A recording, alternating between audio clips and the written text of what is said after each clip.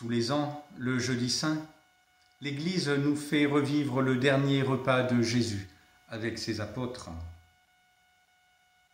Jésus lave les pieds de ses disciples comme le dernier des serviteurs, comme le ferait un esclave.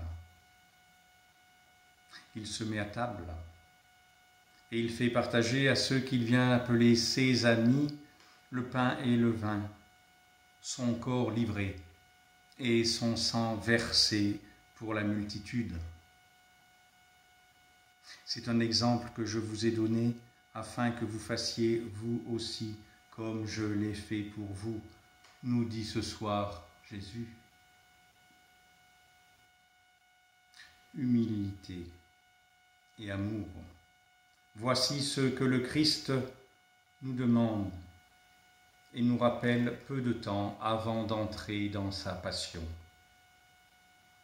La meilleure représentation que nous puissions avoir de Dieu est dans son attitude aux pieds des apôtres, dans ce geste de service et d'amour. Quand l'amour est vrai, il se fait humble.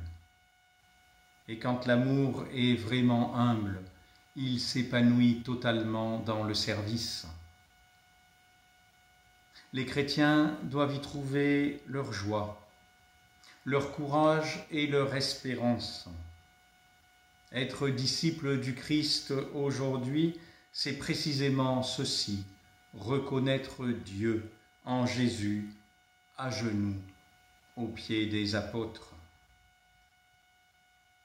Nous touchons au mystère le plus étonnant du jeudi saint, afin que les hommes soient capables de s'aimer les uns les autres. Jésus se donnera, s'abandonnera à eux et les nourrira de lui-même. En se livrant ainsi, le Maître devient réellement le serviteur, notre Dieu devient nourriture, pain de vie. Jésus nous a tellement aimés qu'il veut toujours être présent parmi nous. L'Eucharistie est l'expression d'un amour qui ne veut pas mourir. Mes frères et sœurs, comment vivre cette Eucharistie aujourd'hui avec le confinement? Beaucoup d'entre nous en sont privés.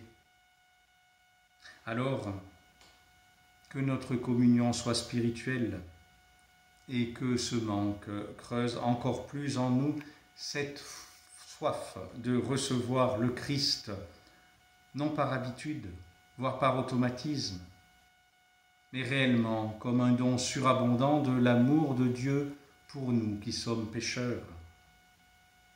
Recevoir la communion, c'est une démarche qui engage toute notre personne, corps et âme. Que cette communion spirituelle soit de plus en plus une communion de désir profond, d'union avec Jésus. En ce jour du jeudi saint, Jésus nous invite à croire que son amour est présent, actif, vivant, tellement fort qu'il s'abandonne toujours et encore à nous.